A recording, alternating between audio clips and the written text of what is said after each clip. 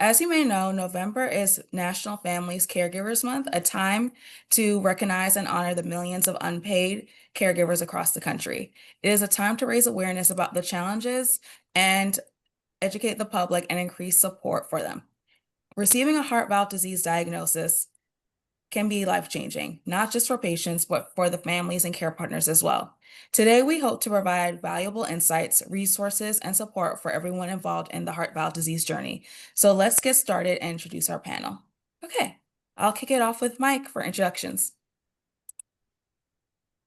Oh, you're on mute, Mike.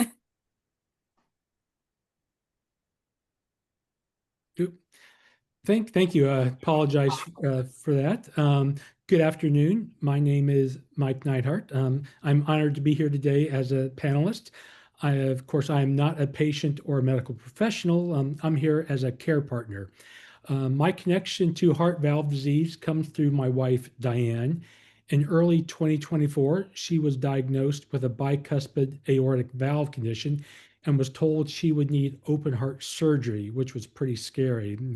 As you can imagine, the news was quite overwhelming for both of us. Before her surgery, we discovered the My Valve, My Voice support group, and that truly helped make a difference for both Diane and myself. The information, the encouragement, and shared experiences we found there helped us prepare both emotionally and mentally for what was going to be happening to Diane. My wife underwent an aortic valve replacement a couple months after her diagnosis, along with a resection of her ascending aorta and proximal aortic arch. It was a scary surgery for her and myself. We spent nearly 2 weeks in the hospital, which was 3 hours away from our home. Those days were pretty intense, filled with uncertainty, hope, and an incredible apprehension for the care teams who guided us through every step. Now, I'd also like to thank Kathy, who is on the call with us as one of our panelists. She and her husband lived in the town where the surgery took place, and they came and visited with us, which was, we can't say that, anymore that really is was incredibly important to us. Once we returned home, recovery became our new focus. We continued participating in a support group together, and that ongoing connection has meant so much to both of us. It's comforting to know that that we're not alone, because when you come home, you can feel alone, and that others truly understand this journey. I'm grateful for the opportunity to share our experience and to represent my perspective as a care partner. With that, I'd like to say thank you and turn it back to you, Carissa. Thank you so much, Mike. And I'll turn the floor over to Kathy. Hey, everybody. Just such a pleasure to be here. And the point that Mike just made was the reason we are all here. It's when you are receiving a diagnosis that involves your loved one or someone that you care for deeply, because there are so many people in this caregiver community that are friends, because maybe somebody doesn't have a spouse or an aunt or an uncle or a niece or even a brother or sister to help them through this. It was just amazing as we got involved back in 2020 with different heart organizations because of my husband's diagnosis. Literally, the amount of people that we have met, connections that we have made, encouragement we've received that has enabled us to then encourage others, people we've been able to meet like Mike, and Diane, which was just amazing. And literally even became friends with somebody over in Hay-on-Wye in Wales. So just the expansiveness of being a caregiver, sometimes we take that responsibility lightly. And for me, really walking through this heart journey with my husband just really took it to a different level, being so close to something that I was so unfamiliar with. And then literally, even though he even said as well, we're not medical professionals, walking through things together, we learn a lot and can share tips and tricks and ideas. And it has just been such a joy for me to get involved with Heart Valve Voice US, even being on their board and their treasurer now and being a part of multiple organizations. And it's just, being a caregiver is an honor, and it doesn't mean that it's easy, But when we have each other, like we do even on this panel today, it does make things easier. Thank you so much for sharing, Kathy. And of course, everything you've already said so far really speaks to why we're all here today. Yeah. And I'll turn the floor over to Marv. Uh, Hello, everyone. My name is Marvin Johnson. I'm a proud care partner of a true warrior, medical warrior, and my wife, Teresa Wright Johnson. She was born with a congenital heart disease, a defective aortic valve. Um, she has had 3 aortic valves. The first one when she was 12 years old. The doctor didn't believe she would live to see 21, but she's a strong, resilient woman. And so she had a second one when she was 30 years old, and she came out through that one more powerful than ever. And she had her last one a year ago. She had her third aortic valve surgery. And with that, we had complications. She developed pulmonary embolisms, 2 of them. Unfortunately, it was a situation where we almost lost her. And thank God, the God above, that he watched over her and helped her come back to where she needed to be.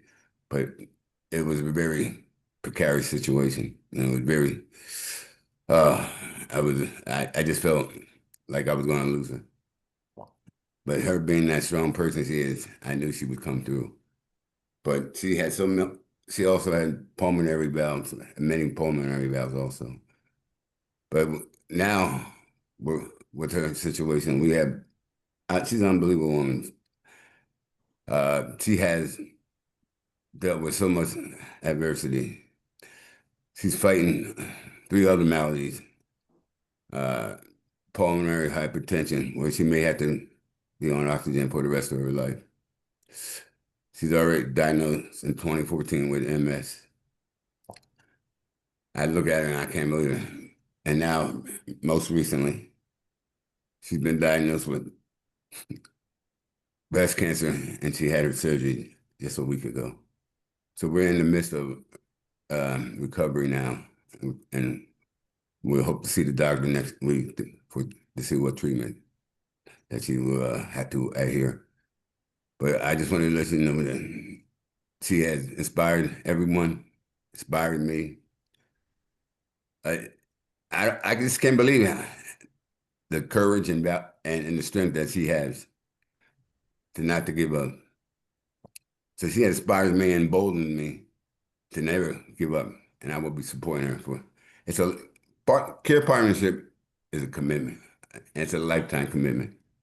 So you have to be mentally, physically, emotionally involved. If you're not emotionally, mentally involved, you're not going to be a good care partner.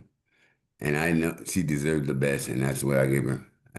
And that's what I hope I can give her as a care partner. Thank you.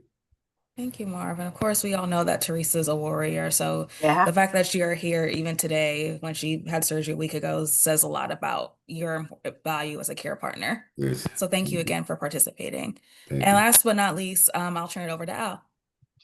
Thanks. My name is Al Peacock. My wife and my journey began 20 years ago when my wife was talking to her best friend on the telephone on Mother's Day, and her friend suddenly stopped talking. And as we learned later, had died of a massive heart attack on the phone. And my wife, as a result of that, decided to go get her heart checked out. And I affectionately call her the hypochondriac who's always right, because when she had her heart checked out, they discovered that she had a bicuspid aortic valve and an ascending aortic aneurysm. And at that point, we had 2 young boys, ages 5 and 6. So it was startling to get the diagnosis. And at that point, we had no idea, if she was going to, well, I guess we knew she was going to need open heart surgery at some point. We just didn't know when that surgery was going to have to take place. So my wife, Robin, was monitored for 16 years before they finally decided she needed open heart surgery, which was almost 4 years ago. And during those 16 years, unfortunately, we also lived through a bout of undiagnosed endocarditis, which left Robin in a wheelchair and unable to walk, with no explanations being provided by any of the doctors who saw her. Fortunately, she recovered from the endocarditis.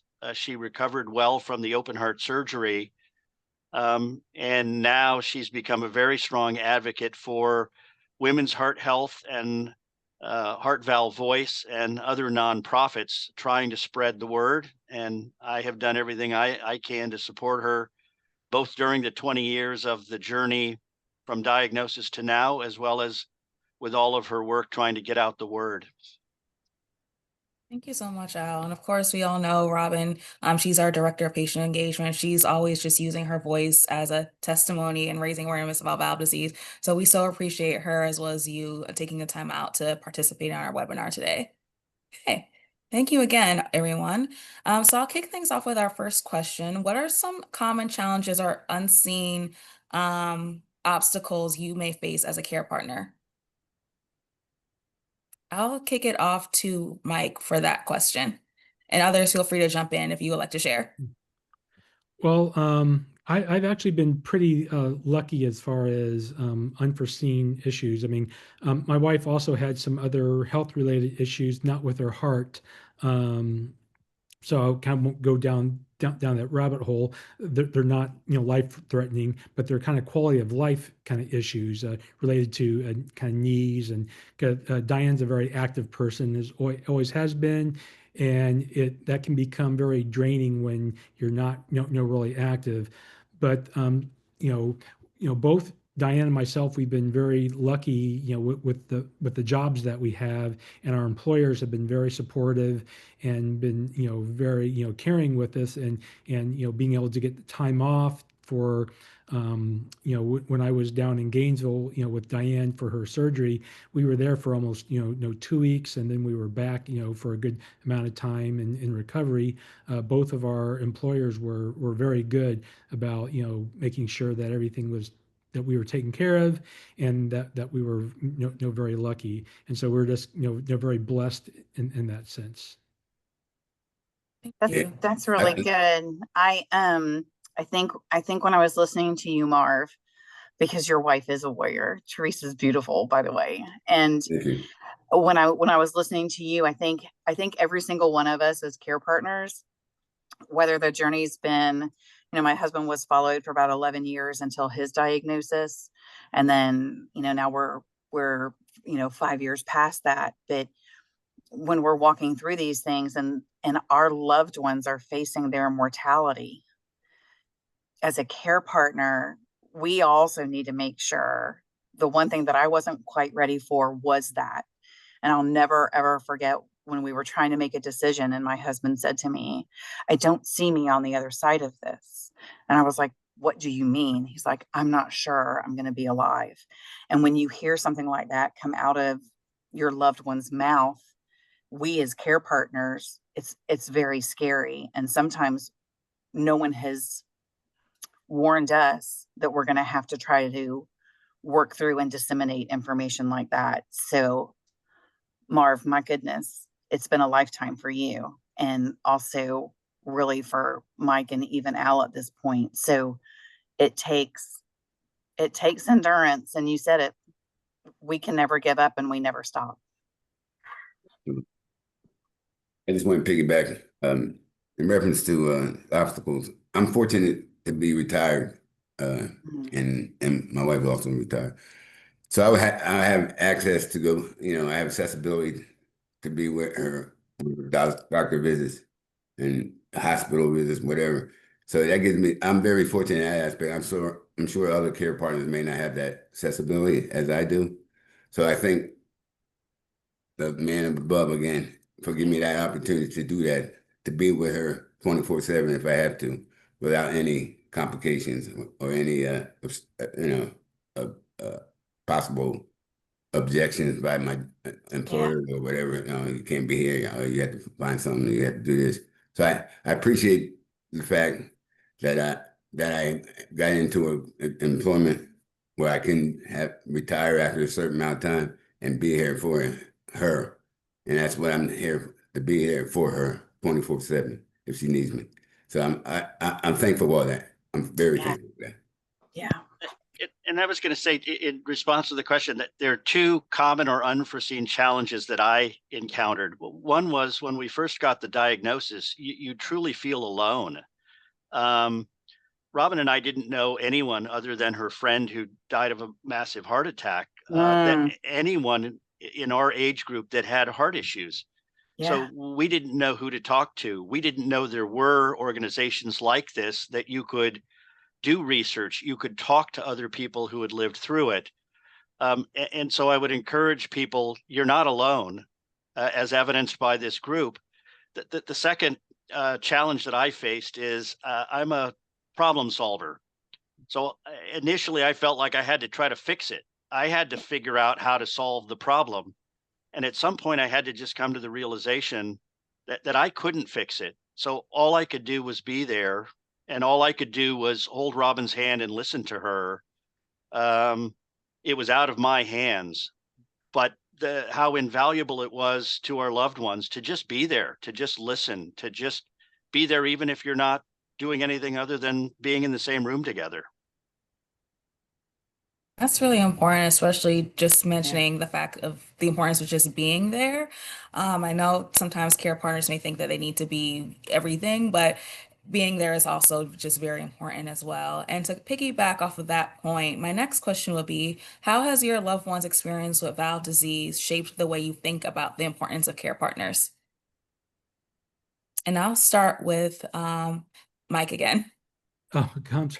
Could you please repeat? My eyes Sure. are kind of, my glasses are kind of getting blurry and they're kind of not focusing. No worries. Just after hearing everyone's experiences with sharing their challenges about being a care partner, how has your loved one's experience with valve disease shaped the way you think about being a care partner? Well, it kind of has kind of shaped my difference or my perspective on it. I always kind of thought of myself as very organized, but then I found out my wife, Diane, was actually a lot more organized than I am. She is so good at when every single appointment, she has her book and writing notes, and I'm helping to try and take notes. She takes much better notes than I do. She has everything written down from the first appointment we had going into stuff to and she just had an appointment a couple of days ago with the doctor, and she just literally writes everything down, and so it gives us or gives me a sense of being able to really be able to kind of track what's going on. I just kind of realized that when I personally go see a doctor for myself, I just kind of listen, then walk away, and then the next day I kind of remember or go, I kind of forgot exactly what they said. But because of Diane, the way she takes notes and everything, and the way she asks questions, she's always really prepared. So it makes me more now prepared when we go into medical appointments to take care of that. So, and Diane has really kind of become like the rock for myself. So if, So if that kind of helps. it does. That's helpful. And others, feel free to jump in and answer that question as well. I think one of the key things you said was listen. Like I was the Diane in our relationship, and this was kind of the hard part for me, was that my husband, he's medical, he's a nurse. He's been an RN for 29 years at the same place that he ended up receiving his TAVR. But what I did, because I'm not medical, it allowed him to sit as the patient, take off his nurse hat. I listened, and then it became kind of a joke, because when Kathi was coming to an appointment, I was Diane. I had a binder. I ended up with 3 binders by the time this big part of the journey was done. And I think one of the key things that I did, I some subdivisions, dividers in my binder. And one of the biggest things I did was a timeline, because as things started building, Marv, I was listening to you, and you've got one somewhere too. You must, because you're going, and on this date, this happened, and on this date, this happened, and here they got treated. Like, it's so important for you to be able to walk into an appointment with your loved one and go, when they go, hey, so did they have a cardiac cath? You can go, yes, they had two. The first one was in the wrist. The second one, they went through their groin. Can you tell me those dates? Yes. What was found? They ended up getting a stent. You know, I think when we are proactive to gain information and try to disseminate it for them. And Mike, you may not think you're doing it, but I can guarantee you, sitting around the dinner table, that you go, oh, hey, Diane, what about this? And you know what she does? She puts it in her book, you know, and the biggest thing is listening. You know, we are another set of ears, we're another set of eyes for our loved ones, for sure. Yeah, I just want to piggyback a little bit on that. Teresa has a high medical acumen, so she has enlightened me on the medical jargon. So that makes me a better care partner to know that, Yeah. having that knowledge that she has. So she, in that aspect, I'm golden in that aspect, because she is very, like I said, has a high acumen for that medical, because she's been through this all her life. So when I first met her, she had, apprised me that this is what, we can be, it could be, come across down the road. So I said, okay. I prepared myself. And so slowly and gradually she enlightened me on what to expect, especially the last surgery we had. This was the first surgery. The other two surgeries, she had prior to meeting me. So the last third surgery, she had educated me on what to expect through that surgery. So I was ready for it. I was prepared. So I had to thank her for that. Otherwise, I would be lost. But with her medical acumen, she helped me out tremendously, vastly. So Team I effort. appreciate her for that. I Uh, appreciate that. It's great to have a medical warrior Yes. that has that acumen. It's funny because Robin is the detail person and the organizer and all of that, and she should be a medical doctor based on everything she knows. And sometimes she drives my doctors crazy with the questions she asked Right. about why they didn't do this test and why they did that test. And sometimes as the care partner, I have to tell her, take a step back, look out the window. There's a beautiful sunset. Take a step good. back. The boys are home having dinner with us. That And sounds we're having, familiar. yeah. So sometimes I have to get her to take a step back and look at the big picture and enjoy what's around her, as opposed to focusing on the details and the medical issues. Yes. Very good. Great point. And to piggyback off of that, just making sure that a lot of care partners may be more informed about some of the medical jargon that may come up in conversations. How have you went about going about just shared decision making with your loved one when it came to whether they may need a TAVR or a valve disease or a valve repair? How did you go about that shared decision making process? And I'll switch it up and start with Marv this time. How did I go about it? Or how did you go about some of the shared decision making processes within the valve disease journey? Oh, well, we always, we all contribute. We contribute. Our input is equal input. Okay, so we have conversations.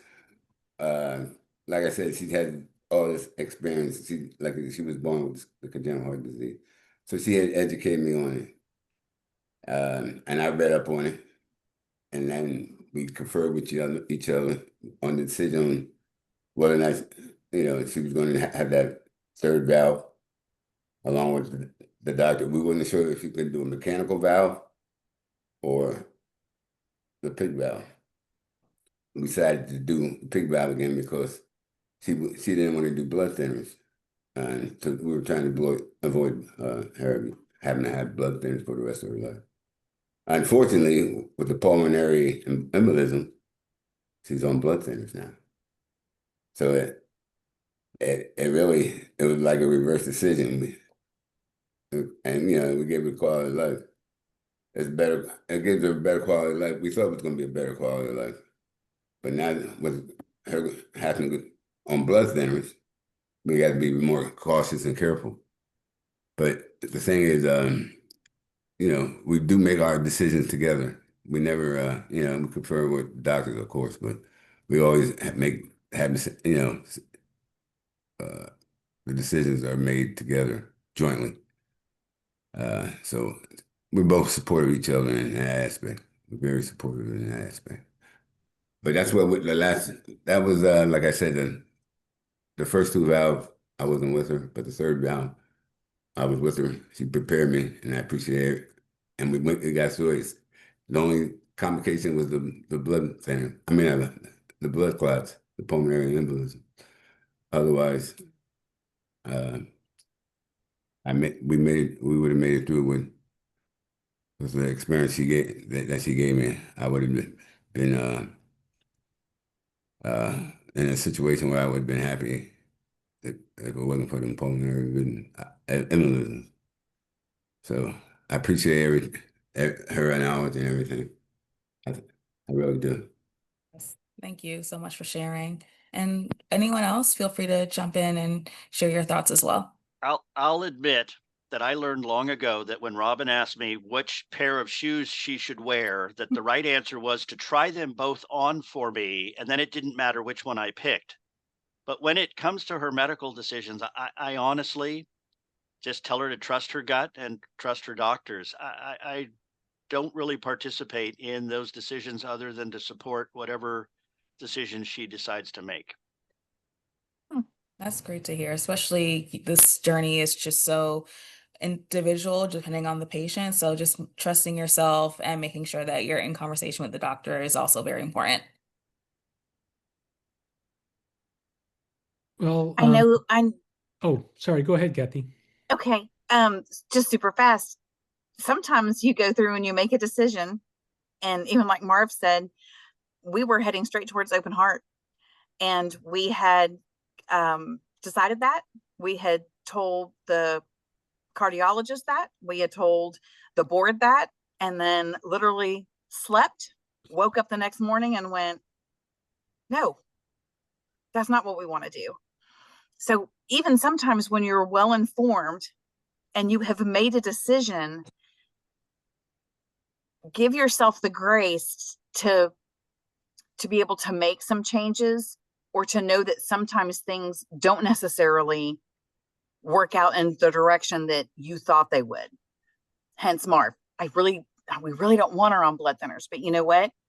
Sometimes there's a give and take to that. And for us, then we ended up going back against the cardiology board with all of the items for my husband John, and we ended up doing a TAVR. He was only 60 years old and just decided, as TAVR was developing, that he really didn't want to go through open heart surgery. He was still working. He was going to work for 7 or 8 more years, and he wasn't sure that he wanted to do that. And it ended up being the most beautiful experience. It was 32 hours door to door. He was recovered in 2 weeks and went into cardiac rehab. And so where we thought we had made a decision, all of a sudden, all it took was one night's sleep, waking up the next morning going, I'm just not at peace with that. Maybe there's something else. So also don't be afraid to change your decision, or to go back to your doctor and say, I'm just not feeling peace about this. Is there anything else that we can do? Because we didn't even know about TAVR at that point. Our process was a little bit different. After Diane had the heart cath, the doctor came in who did the heart cath, basically kind of laid out the kind of 2 different options, kind of more of and I get the terminology mixed up. It's the procedure that your husband had, Kathy. Was that TAVR? TAVR. Mm-hmm. Yeah, TAVR, or kind of the open heart, but he knew that we were going most likely somewhere else so he just, gave us, and told us about the 2 options. Then a couple of weeks later, when we finally got to meet with the surgeon down in Gainesville, he laid out this, the same options, but from looking at the heart cath, he also had noticed that there was, I think it was called like the ascending, the aorta was going to do a resection, which he said it wasn't actually a problem now, but he said he foresaw it being a problem within maybe the next 10 years. Mhm. And so he kind of suggested, you don't need to do this now, but think about, do you want to do that now in 10 years down the road after you've had this other procedure? Right. So we were kind of leaning towards the TAVR. And then, with this additional information, it's like, well, we know we need to do because she had the bicuspid valve, we need to take care of that, which could have been to a TAVR. But we have this other issue that isn't a problem now, but most likely would be a problem in another 10 years, which, the older we get, the more difficult some of these procedures kind of can become. So once we got home, we basically just started, going through Google, going to websites, just reading all the pros and cons, and that's how we then, ultimately it was Diane's decision, but that's how we kind of came together on the open heart is, was the best option, for Diane. Yeah. Thank you all for sharing. And just to pivot our conversation a bit into advocacy, Kathi, we know that you quickly turned your experience into advocacy, such as creating some videos, joining patient programs, and even becoming a board member of HVV US. So I would just be curious to know what motivated you to take that step from being a care partner to giving leadership in the community. Oh, I'm listening to you and I'm getting a little choked up because, Oh, I knew I had to do something. I knew as I gained knowledge, I was like, there's other people out there and other people need an encouraging voice. Other people need someone to talk to. I've been in the caring side of work for a long time. I work at a nonprofit and have been here for over 15 years. And I knew immediately that there had to be something else that I could do instead of not just helping my husband, because hear me, that was huge, but literally getting plugged into and the way that you find these things is truly organic. I just happened to find a Facebook group who connected me to a wonderful lady who connected me to Heart Valve Voice. I ended up, we getting hooked up with Boston, Mass, and we're in the middle of a huge PCORI study about shared decision making. So that shared decision making is now going out into clinics. I loved Heart Valve Voices, heart, no pun intended, so much that when they asked me to be on the board, I was just honored to. And then CDC contacted us so we could do some encouragement videos, and we just have to remember that there is. Until I wish I had some statistics. I'm sure Carissa does somewhere, but you don't, it's like anything. You buy a new car and you never see the car before. And all of a sudden you're driving a new car and you see 50 of them in the same day. It's literally the same thing. I had no idea the magnitude of heart disease, heart issues, heart problems, just abnormalities, valves, stems, aneurysms, and if we aren't doing something, then I just knew that I had to do something else, and I'm loving it. And Carissa is just such a great and just an amazing piece of Heart Valve Voice for sure. and of course, we all appreciate everything you've done for the community. So thank you again. And I'll turn it over to some of the men on our panel. I'm just curious to know, of course, all of you have very involved partners in the heart valve disease community, but just kind of what have you done so far that may have connected you to other care partners in the community, or how may you support your loved ones' journey through their advocacy work? I'll jump in. Um, my wife is very involved in advocacy. He's on the board of the American Heart Association, and he was heart chair with the NAACPs. So we were involved in several seminars. We have been to California to Edwards, spoke to Edwards employees. We were on a couple podcasts. So we were very heavily involved in that aspect. So I ride her coattail. I'm on, but I'm there. I give my input as a care partner perspective. So that's part of my advocacy. We also went to industries and spoke to employees there also. So we're very heavily involved in advocacy. So that would be a part of my share of the advocacy Hmm. field. And we all know Teresa's just very involved. She's everywhere. So I was going to say, those are some good coattails to ride on, Marv. No doubt, no doubt. No doubt. Well, I have offered to talk to people who are going through similar things. No one has taken me up on the offer yet. So I feel like my biggest role is just supporting Robin. Before all of this, Robin was always working for nonprofits and charities, uh, many of which I did not like because, in my view, all they did was throw big parties with silent auctions to raise money, but it was really about the party, not about raising money for charity. This is truly the first nonprofit area that I feel is something more than just raising money. It's raising awareness. It's raising Yes. awareness among patients, but it's also raising awareness with doctors about how important it is to communicate with the patient, how important it is to get the input from the patient. And I laughed because somebody sent me a meme recently, and it was a doctor looking at a patient and saying to the patient, "Don't tell me about your Google medical search. I went to medical school." And the patient responded and said, "Don't tell me Mhm. about your medical school. I'm living the illness." Mm. Mm. And so I just, all I can do is support Robin, and I just love everything she's doing and how positive and uh, amazing it is. She's a Thanks. rock star, Al. Yeah. yes, Yeah. ditto. We love her too. Well, we're relatively kind of new in our journey on this since Diane is just barely a year out from her, actual procedure.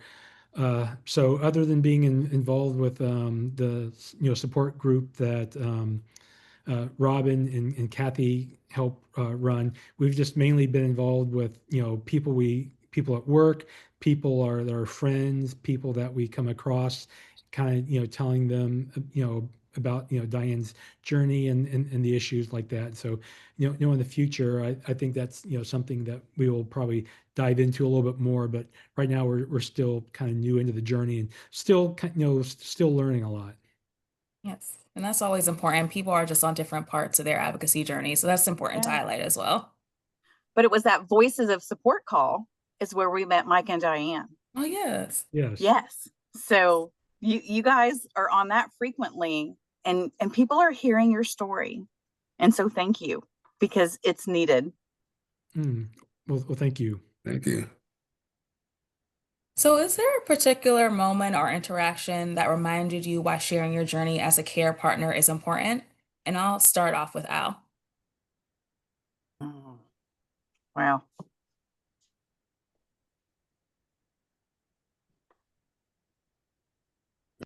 That's a tough one to answer.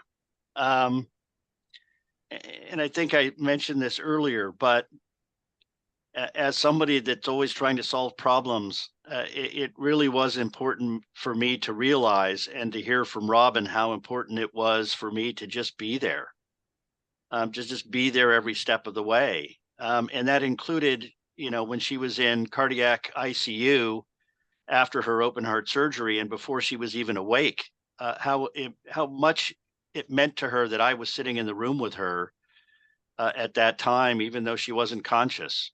Um, and so that's, I think, one of the biggest lessons I've learned, uh, not only in my relationship with Robin, but with other people. Sometimes you just need to be there for them.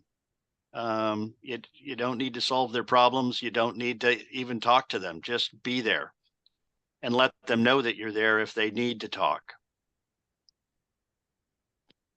That's definitely important. I think the kind of starting point for us was after we had that original diagnosis, and after we got home, Diane was Googling and she found a support group, and we went Mm. to that first meeting, Yeah. and that was so helpful, uh, for both of us, because after we got the diagnosis, kind of my personality would have been, we just kind of sit at home, we kind of soldier through this together, and it would just be the two of us. But then you start to realize that it's not just the two of you, it's there's a larger world out there with a lot of other people who have this issues, things that people can help us with, and then now maybe there's things that we can help other people with. Mm. I think mine was, we had kind of started a little bit of advocacy at this point, but when we walked into the clinic for the first time, it kind of has these double doors and they kind of open, and there's this massive, expansive clinic. And I'm just looking at all these people, and they all looked sad and scared, concerned. And I thought, wow, I don't want to be that. And how can we make it so when you walk through those doors for the first time, it's not that. And then that's truly when we started getting into some of the clinic side of stuff, helping with shared decision making. So when you're walking in for the first time, all of us experience that fear of, we had no idea what was ahead of us. And to have a little bit of knowledge even before you walked into that clinic for the first time, we just knew it would be helpful. And it was pretty overwhelming. Yeah, I can imagine. Uh, you finished? uh, with Teresa, I think care partners are ancillaries of medical worries. Uh, we see them going through pain and suffering, Yeah. and that she's suffering directly, and I see it indirectly, but I feel it. I still feel it. Mhm. And I said to myself, if she can go through all that, I better be able to go through what I had to do to take care of her. That's the most important thing. So yes, we are an important aspect of this journey. Yeah.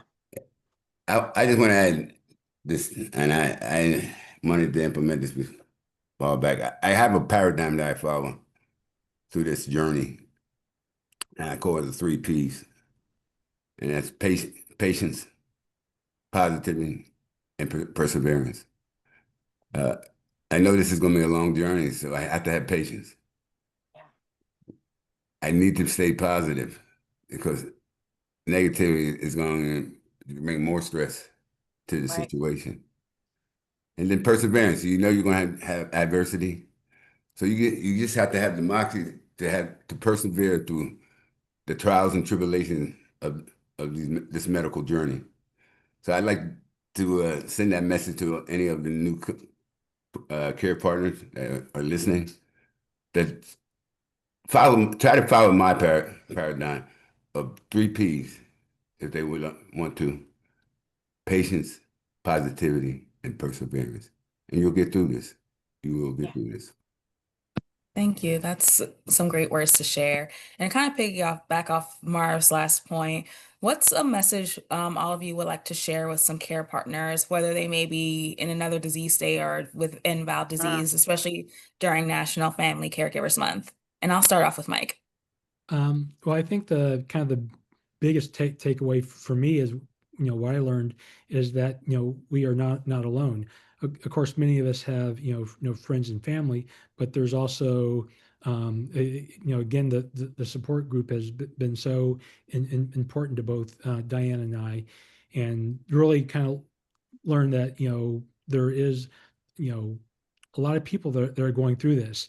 And when we first were getting the diagnosis, you kind of feel like, well, you're just kind of like the one in the million, and you're just going to be kind of off to the side, which you're not. That this is much more common, and a lot of people are going through this. And through the support group, we actually get to connect with other people who are on different parts of their journey on this.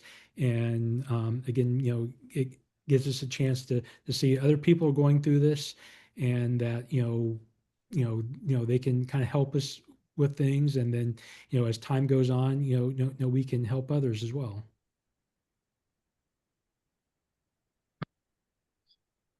I was going to say, I can't top Marv's 3 Ps. That sums it up perfectly, but I'm going to add 1 P to make it 4 Ps. Okay. And the last P is presence. Be there for your loved one. Beautiful. Let's trademark that. Now I'm like, oh, no pressure. I don't have a P. I think kind of, and we've all said it very generally, but hang in there. It's a journey. It's a healing journey. It's a health journey.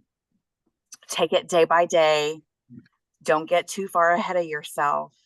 And sometimes the most important step is just the next step or the next thing.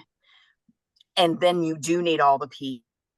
You've got to have the patience and the presence and the perseverance. And I just think literally don't lose heart, no pun intended.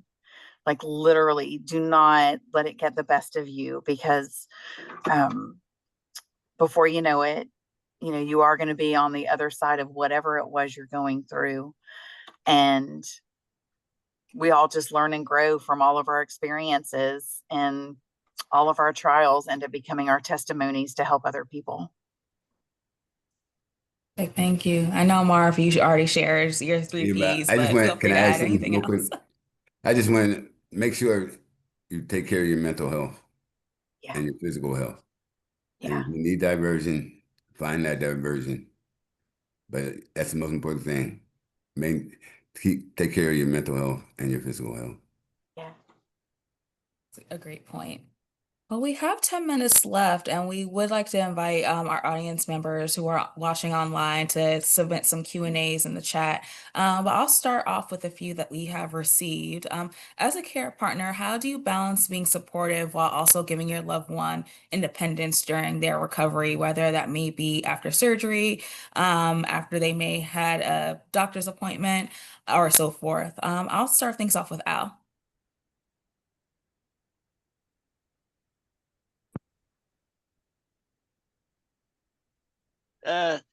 That's a tough question, because Robin is so independent on her own, and I've known that since I first met her. At least from my experience, I didn't have any difficulty being there when she wanted me and giving her the free space when she needed it, just because she's very good at telling me whether she wants me or whether she needs alone time. So in my case, I just had to leave it up to Robin to let me know what she wanted from me. That makes sense. Anyone else would like to answer that? Yeah, for me, once we got back from the hospital, and we had this, I can't remember how many different pills and things that Diane had to take. So basically, I kind of created the equivalent of a kind of a complicated spreadsheet on all the times of all the pills that would need to be taken, because literally at first it was like something every 2 hours, some sort of medicine had to be taken. And of course, the instructions are only like 2 times a day or 6 times a day or 4 times a day. So trying to like figure out how you can kind of line all those up so you're not having to literally do something every single hour. So at first, I was able to line up so it was like at least you would get a little sleep. So you do everything every 2 hours.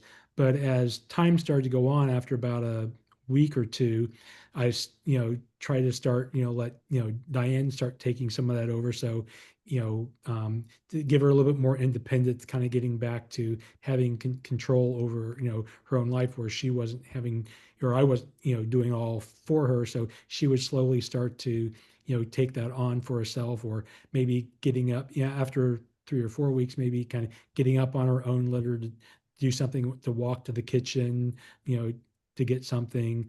Of course, you're always there, but it's kind of letting them kind of start to kind of do a little bit more on their own, so they don't feel like they're just they have to be taken care of, so they can start to get back to some sort of what was normal kind of prior to the surgery.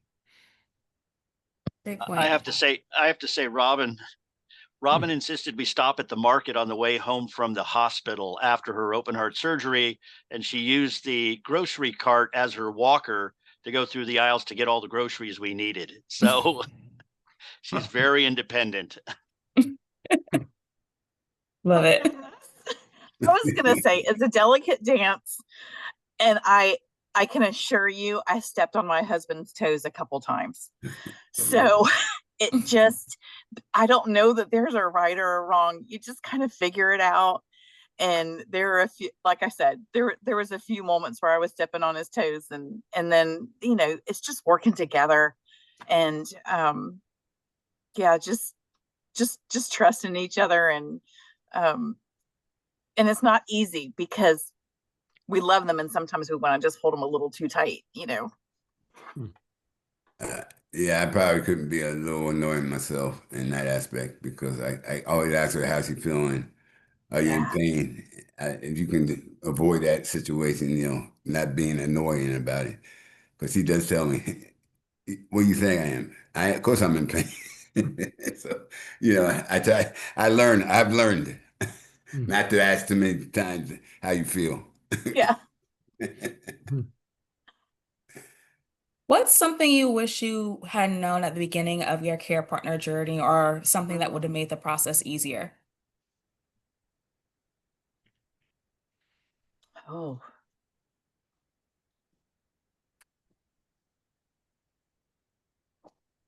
that's you Go stumped all of us. Yeah. Wow. We're all Well, like, whoa. Well, it's one of those I things can that say you this have- much. oh.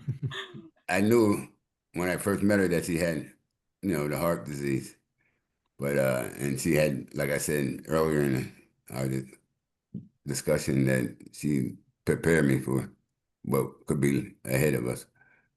But I wasn't prepared for the other maladies that transpired over the years.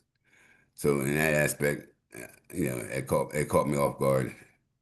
So you know, it took me time to get acclimated to that situation, that medical situations. But as far as the heart disease, she did prepare me that what could be lie ahead for us. Well, we were, I think, pretty lucky in the sense that once we had the diagnosis and we connected with the support group, you know, both, you know, Kathi and Robin and the people on the calls were able to kind of give us a little bit of a heads up of kind of what to expect. Yeah. So we were lucky in the sense that we weren't kind of walking into this blind. We had some help and insight prior to going into this. So we were able to go in with, you know, knowledge that maybe others who haven't had a chance to talk to the people that have gone through this and were already on the journey. So again, that was incredibly helpful to us, especially for Diane as she was, you know, in the hospital and kind of going through all this, and you know, she knew that there was going to be light at the end of the tunnel, because you know, without that, hearing that beforehand, I think it would have been a lot difficult, a lot more difficult. It would always be nice to know what the outcome is going to be when you start the journey, but unfortunately, we don't know the outcome. And it would have been nice to know 20 years ago that it would work out the way it worked out for Robin and I. But because you can't know that, I go back to the 3 Ps: positivity. You have to put on your rose-colored glasses, and you have to think positive, that it's going to come out well, that it's going to be a good journey. You can't let yourself go down the negativity role and Right. think the worst and, you know, over dramatize what could happen. You always have to be positive. That's a great point. And as we wrap up, feel free, everyone on the panel, just to share one word you would like everyone listening today to take away from this webinar. Wow. I think that as a care partner, never ever forget that truly the reward is in serving our loved ones, whether they're a friend or a family member, and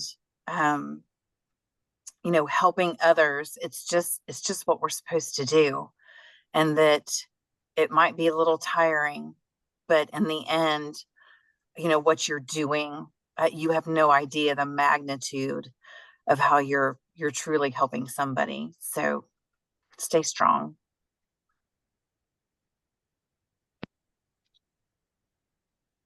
You're not alone. Those are the words I would tell you. You're not alone, and that's evidenced by the fact that you're here watching this podcast. Yeah. Yeah. And I kind of echo that too, as you know, that you're not alone. In addition to, I like Mars 3 and along with Al's 3 and 4 Ps. I say perpetual commitment. That's amazing. I love it. Now you have a 5th P. Yes.